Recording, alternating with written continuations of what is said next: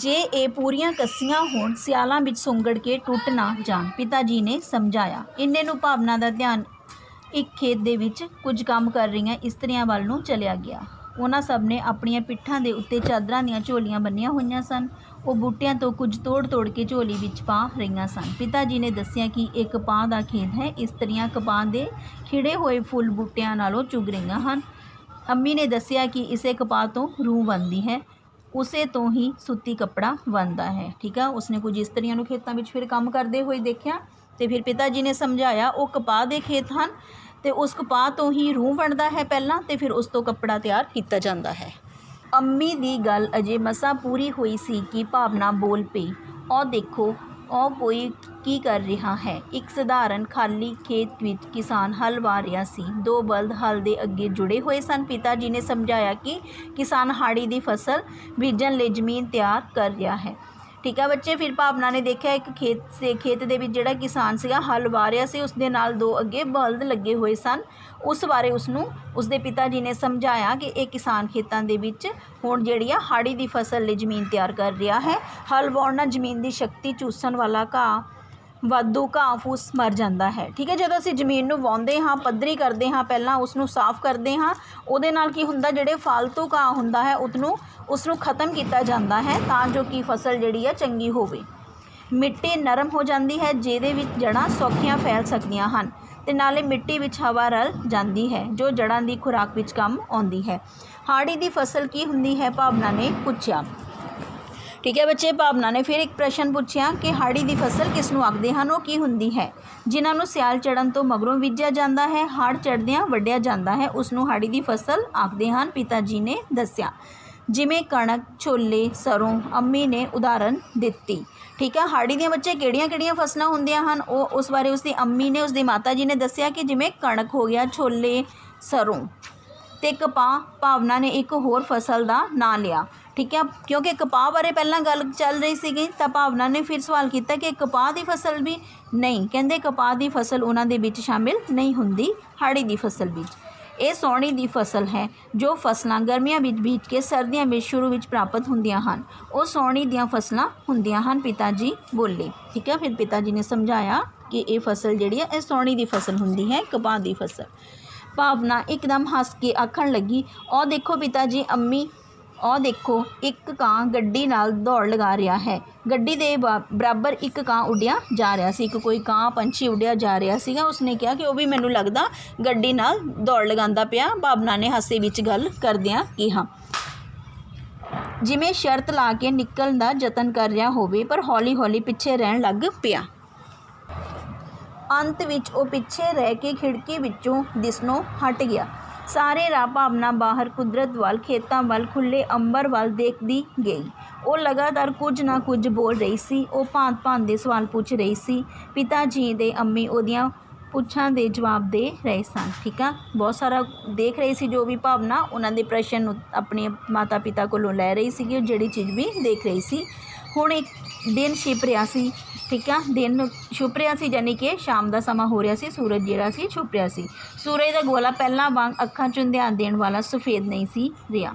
उसका रंग सुनहरी हुंदा गया, फिर हल्का गुलाबी, अंत नूं वो गूढ़ा गुलाबी हो गया। सूरज कितना सोहना है, भावना ने प्रशंसा की। उसने देखा कि सूरज ने कितने रूप बदल लए हैं। कभी वो किसी गुलाबी रंग का हो जाता है, अलग अलग रंग उसने देखे सूरज के।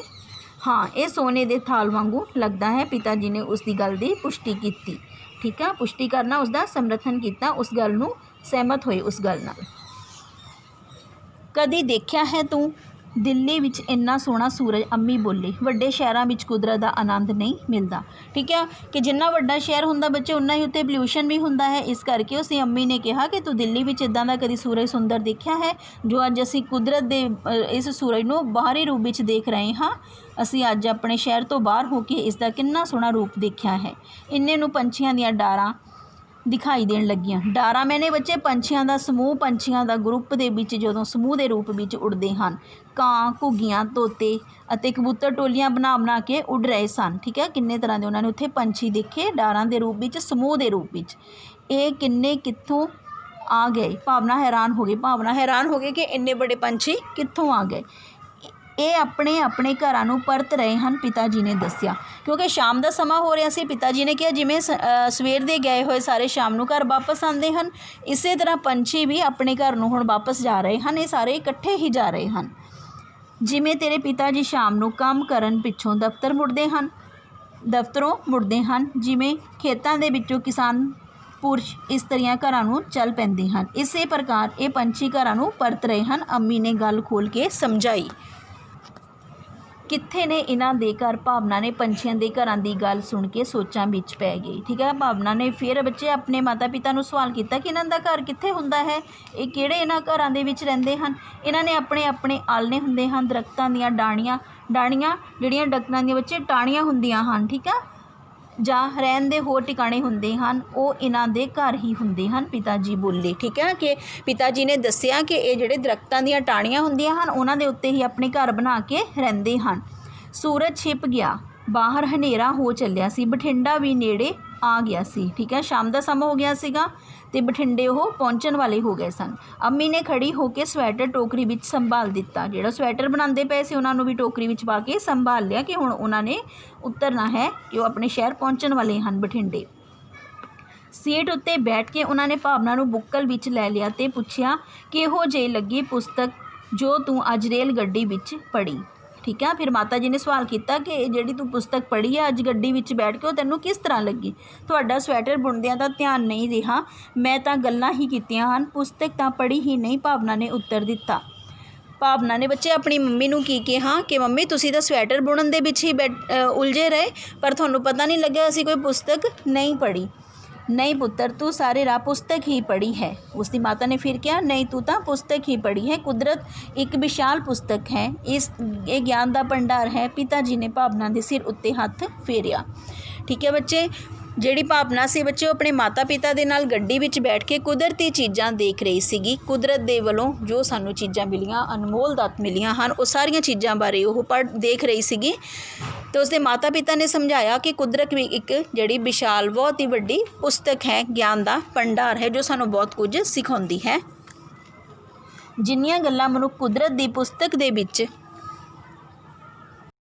ਸਿੱਖ ਸਕਦਾ ਹੈ, ਹੋਰ ਕਿਸੇ ਪੁਸਤਕ ਵਿੱਚੋਂ ਨਹੀਂ ਸਿੱਖ ਸਕਦਾ। ਕਿ ਕੁਦਰਤ ਜਿਹੜੀ ਹੈ ਸਭ ਤੋਂ ਵਧੀਆ ਪੁਸਤਕ ਹੈ, ਕਿਤਾਬ ਹੈ, ਜਿਸ ਦੇ ਵਿੱਚੋਂ ਅਸੀਂ ਬਹੁਤ ਕੁਝ ਸਿੱਖਦੇ ਹਾਂ, ਅੰਮੀ ਨੇ ਸਮਝਾਇਆ। ਹਾਂ, ਤੁਹਾਡੀ ਗੱਲ ਬਿਲਕੁਲ ਠੀਕ ਹੈ। ਭਾਵਨਾ ਇਸ ਗੱਲ ਨਾਲ ਬਿਲਕੁਲ ਸਹਿਮਤ ਹੋ ਗਈ ਕਿ ਮੰਮੀ ਤੁਸੀਂ ਬਿਲਕੁਲ ਠੀਕ ਕਹਿ ਰਹੇ ਹੋ, ਮੈਂ ਤਾਂ ਅੱਜ ਬਹੁਤ ਸਾਰੀਆਂ ਨਵੀਆਂ ਗੱਲਾਂ ਸਿੱਖ ਲਈਆਂ ਹਨ। ਭਾਵਨਾ ਉਤਸ਼ਾਹ ਨਾਲ ਬੋਲੀ, ਉਤਸ਼ਾਹ ਨਾਲ, ਬੜੇ ਜੋਸ਼ ਦੇ ਨਾਲ, ਬੜੇ ਚਾਅ ਦੇ ਨਾਲ ਉਹ ਬੋਲੀ। ਅਤੇ ਫਿਰ ਖਿੜਕੀ ਵਿੱਚੋਂ ਦੀ ਬਠਿੰਡਾ ਦਾ ਚਾਨਣ ਦੇਖਣ ਲੱਗ ਪਈ। ਠੀਕ ਆ, ਹੌਲੀ ਹੌਲੀ ਇਸੇ ਤਰ੍ਹਾਂ ਬੱਚੇ ਉਹ ਬਠਿੰਡਾ ਪਹੁੰਚ ਗਏ। ਬਠਿੰਡਾ ਪਹੁੰਚਣ ਤੱਕ ਭਾਵਨਾ ਨੇ ਆਪਣੇ ਮੰਮੀ ਪਾਪਾ ਨਾਲ ਗੱਡੀ ਦਾ ਸਫ਼ਰ ਕੀਤਾ ਅਤੇ ਬਹੁਤ ਖੁਸ਼ ਸੀ। ਉਸਨੇ ਕੁਦਰਤ ਵੱਲੋਂ ਬਹੁਤ ਸਾਰੀਆਂ ਦਿੱਤੀਆਂ ਹੋਈਆਂ ਚੀਜ਼ਾਂ ਦਾ ਆਨੰਦ ਮਾਣਿਆ। ਠੀਕ ਆ, ਇਸ ਦੇ ਨਾਲ ਹੀ ਉਹ ਬਠਿੰਡਾ ਪਹੁੰਚ ਗਏ। ਠੀਕ ਆ ਬੱਚੇ, ਇਸ ਦੇ ਨਾਲ ਹੀ ਸਾਡਾ ਇਹ ਲੈਸਨ ਖਤਮ ਹੁੰਦਾ ਹੈ। ਉਮੀਦ ਕਰਦੀ ਹੋਵਾਂਗੀ ਤੁਸੀਂ ਵੀ ਬਹੁਤ ਹੀ ਆਨੰਦ ਲਿਆ ਹੋਵੇਗਾ ਇਸ ਲੈਸਨ ਦਾ। ਧੰਨਵਾਦ।